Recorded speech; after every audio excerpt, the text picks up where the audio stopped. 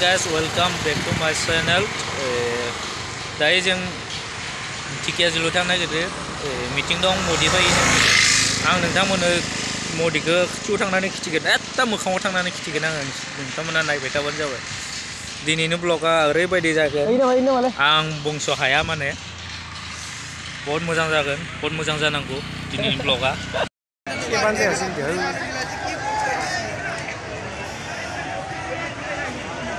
बिसुलखौ नायनाय बिसुला हागौ दं।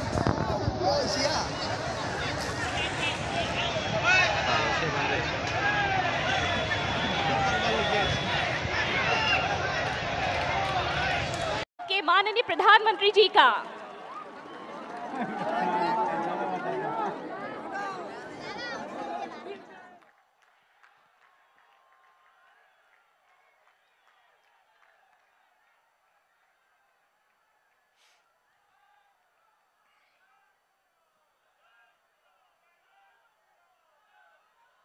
भारत माता की, भारत माता की, भारत माता की। असम के जनप्रिय मुख्यमंत्री सर्बानंद सोनोवाल जी, केंद्रीय मंत्रिमंडल के मेरे सहयोगी रामेश्वर तेली जी, असम सरकार में मंत्री भाई हेमंता बिस्वा शर्मा जी, श्री अतुल बोरा जी, केशव महंता जी, रंजीत दत्ता जी, बोडोलैंड टेरिटोरियल रीजन के चीफ श्री प्रमोद बोरो जी, अन्य सभी सांसदगण, विधायकगण और मेरे प्यारे भाई और बहनों,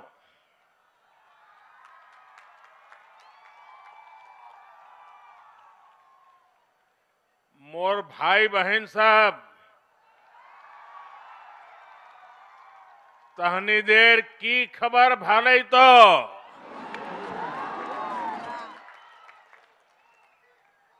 खुलुमबाई कौनथा मोन्हा माबोरे दे। पिछले महीने मैं असम में आकर के गरीब, पीड़ित, शोषित, वंचित समाज के लोगों को जमीन के पट्टों के वितरण के कार्यक्रम का हिस्सा बनकर के मुझे एक सौभाग्य मिला था। तब मैंने कहा था कि असम के लोगों का स्नेह और आपका प्रेम इतना गहरा है कि वो मुझे बार बार असम ले आता है। अब एक बार फिर मैं आप सबको प्रणाम करने आया हूं, आप सबके दर्शन करने के लिए आया हूं। मैंने कल सोशल मीडिया पर देखा, फिर मैंने ट्वीट भी किया कि ढेकियाजुली को कितनी सुंदरता से सजाया गया है।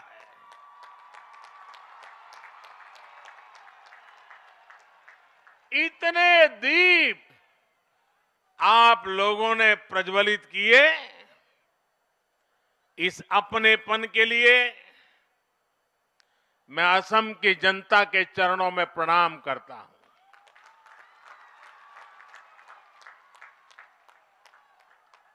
मैं असम के मुख्यमंत्री सर्बानंद जी, भाई हेमंता जी, रंजीत दत्ता जी, सरकार में और भाजपा संगठन में बैठे हुए हर किसी की सराहना करूंगा। वो इतनी तेज गति से असम के विकास में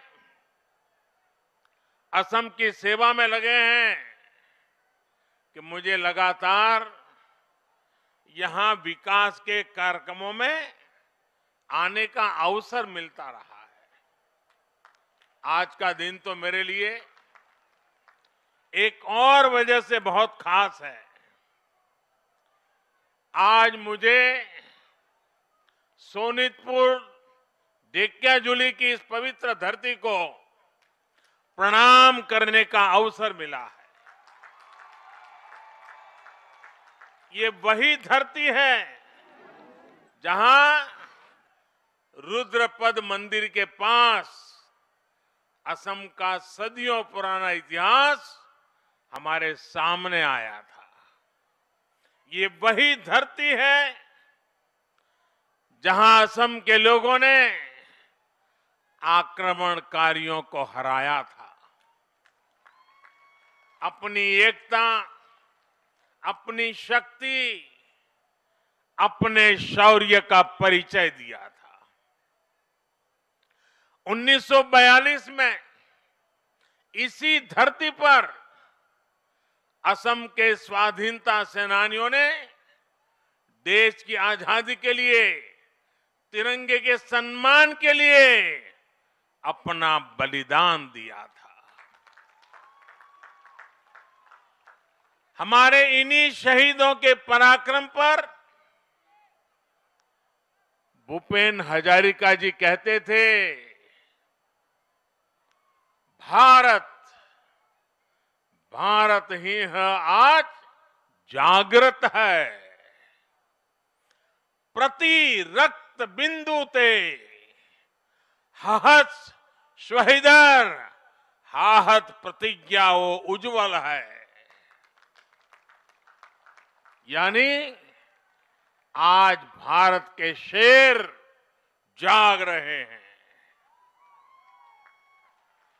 इन शहीदों के खून की एक एक बूंद, उनका साहस हमारे संकल्पों को मजबूत करता है। इसलिए शहीदों के शौर्य की साक्षी सोनितपुर की ये धरती, असम का ये अतीत बार बार मेरे मन को असमिया गौरव से भर रहे हैं। साथियों, हम सब हमेशा से सुनते आए हैं, देखते आए हैं कि देश की पहली सुबह पूर्वोत्तर से होती है। लेकिन सच्चाई ये भी है कि पूर्वोत्तर और असम में विकास की सुबह को एक लंबा इंतजार करना पड़ा है। हिंसा, अभाव, तनाव, भेदभाव, पक्षपात, संघर्ष, इन सारी बातों को पीछे छोड़कर अब पूरा नॉर्थ ईस्ट विकास की राह पर आगे बढ़ रहा है और असम इसमें प्रमुख भूमिका निभा रहा है। ऐतिहासिक बोडो समझौते के बाद हाल ही में बोडोलैंड टेरिटोरियल काउंसिल के चुनावों ने यहां विकास और विश्वास का नया अध्याय लिख दिया है। आज का दिन भी असम के भाग्य और असम के भविष्य में इस बड़े बदलाव का साक्षी है।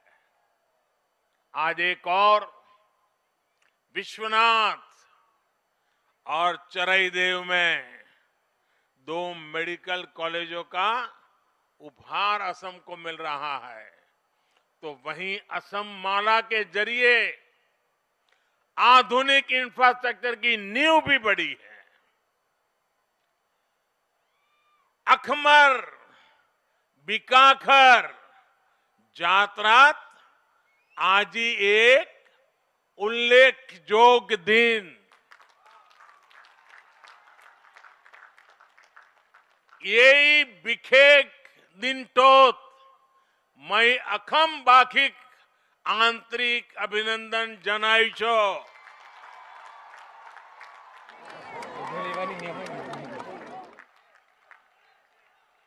साथियों, एकजुट प्रयासों से, एकजुट संकल्पों से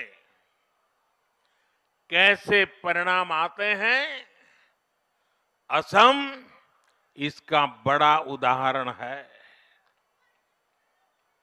आपको 5 साल पहले का वो समय याद होगा जब असम के ज्यादातर दूरदराज इलाकों में अच्छे हॉस्पिटल केवल सपना होते थे। अच्छे हॉस्पिटल, अच्छे इलाज का मतलब होता था घंटों की यात्रा, घंटों का इंतजार और लगातार अनगिनत कठिनाइयां। मुझे असम के लोगों ने बताया है कि उन्हें हमेशा यही चिंता रहती थी कि कोई मेडिकल इमरजेंसी ना आ जाए, लेकिन ये समस्याएं अब तेजी से समाधान की ओर आगे बढ़ रही है। आप इस फर्क को आसानी से देख सकते हैं, महसूस कर सकते हैं। आजादी के बाद से 7 दशकों में यानी 2016 तक असम में केवल 6 मेडिकल कॉलेज होते थे, 6। लेकिन इन 5 सालों में ही असम में 6 और मेडिकल कॉलेज बनाने का काम शुरू किया जा चुका है। आज उत्तरी असम और अपर असम की जरूरतों को देखते हुए बिश्वनाथ और चरईदेव में 2 और मेडिकल कॉलेजों का शिलान्यास हो गया है। ये मेडिकल कॉलेज अपने आप में आधुनिक स्वास्थ्य सेवाओं के केंद्र तो बनेंगे ही, साथ ही अगले कुछ सालों में यहां से ही मेरे हजारों नौजवान डॉक्टर बनकर के निकलेंगे। आप देखिए, 2016 तक असम में कुल एमबीबीएस सीट्स करीब 750 ही थी, लेकिन ये नए मेडिकल कॉलेज जैसे ही शुरू होंगे, असम को हर साल 1600 नए एमबीबीएस डॉक्टर्स मिलने लगेंगे। और मेरा तो एक और सपना है, बड़ा साहसपूर्ण सपना लगता होगा, लेकिन मेरे देश के गांव में, मेरे देश के गरीब के घर में टैलेंट की कोई कमी नहीं होती है, उन्हें अवसर नहीं मिला होता है। आजाद भारत जब 75 में प्रवेश कर रहा है, तो मेरा एक सपना है, हर राज्य में कम से कम एक मेडिकल कॉलेज, कम से कम एक टेक्निकल कॉलेज वो मातृभाषा में पढ़ाना शुरू करें। क्या असमिया भाषा में पढ़कर के कोई अच्छा डॉक्टर नहीं बन सकता है क्या? आजादी के 75 साल होने आए और इसलिए चुनाव के बाद जब नई सरकार बनेगी असम में, मैं यहां असम के लोगों की तरफ से आपको वादा करता हूं कि असम में भी एक मेडिकल कॉलेज स्थानीय भाषा में हम शुरू करेंगे, एक टेक्निकल कॉलेज स्थानीय भाषा में शुरू करेंगे और धीरे धीरे ये बढ़ेगा, कोई रोक नहीं पाएगा उसको। ये डॉक्टर्स असम के अलग अलग क्षेत्रों में, दूर दराज इलाकों में अपनी सेवाएं देंगे। इससे भी इलाज में सुविधा होगी, लोगों को इलाज के लिए बहुत दूर नहीं जाना होगा। साथियों, आज गुवाहाटी में एम्स का काम भी तेजी से आगे बढ़ रहा है। इसका काम अगले 1.5-2 सालों में पूरा भी हो जाएगा। एम्स के वर्तमान कैंपस में इसी एकेडमिक सत्र से एमबीबीएस का पहला बैच शुरू भी हो गया है। जैसे ही अगले कुछ सालों में इसका नया कैंपस तैयार होगा, आप देखेंगे गुवाहाटी आधुनिक स्वास्थ्य सेवाओं के केंद्र के तौर पर उभर करके सामने आएगा। एम्स गुवाहाटी केवल असम ही नहीं, बल्कि पूरे पूर्वोत्तर के जीवन में एक बड़ा परिवर्तन करने वाला है। आज जब मैं एम्स की बात कर रहा हूं, तो एक सवाल आपके बीच पूछना चाहता हूं। देश की पिछली सरकारें ये क्यों नहीं समझ पाई कि गुवाहाटी में ही एम्स होगा तो आप लोगों को कितना लाभ होगा? वो लोग पूर्वोत्तर से इतना दूर थे कि आपकी तकलीफें कभी समझ ही नहीं पाए। साथियों, आज केंद्र सरकार द्वारा असम के विकास के लिए पूरी निष्ठा से काम किया जा रहा है। असम भी देश के साथ कंधे से कंधा मिलाकर आगे बढ़ रहा है। आयुष्मान भारत योजना हो, जन औषधि केंद्र हो, प्रधानमंत्री नेशनल डायलिसिस प्रोग्राम हो या हेल्थ एंड वेलनेस सेंटर्स हो, सामान्य मानवी के जीवन में जो बदलाव आज पूरा देश देख रहा है, वही बदलाव, वही सुधार असम में भी दिख रहे हैं। आज असम में आयुष्मान भारत योजना का लाभ करीब 1.25 करोड़ गरीबों को मिल रहा है। मुझे बताया गया है कि असम के 350 से ज्यादा अस्पताल इस योजना से जुड़ चुके हैं। इतने कम समय में असम के 1.5 लाख गरीब आयुष्मान भारत के तहत अपना मुफ्त इलाज करवा चुके हैं। इन सभी योजनाओं से असम के गरीबों के सैकड़ों करोड़ रुपए इलाज पर खर्च होने से बचे हैं। गरीब का पैसा बचा है। आयुष्मान भारत योजना के साथ ही लोगों को असम सरकार के अटल अमृत अभियान से भी फायदा हो रहा है। इस योजना में गरीबों के साथ ही सामान्य वर्ग के नागरिकों को भी बेहद कम किस्त पर स्वास्थ्य बीमा का लाभ दिया जा रहा है।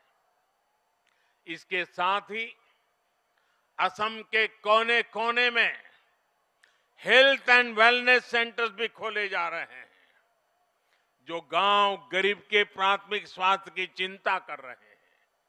मुझे बताया गया है कि इन सेंटर्स पर अब तक 55 लाख से ज्यादा असम के भाई बहनों ने अपना शुरुआती इलाज कराया है।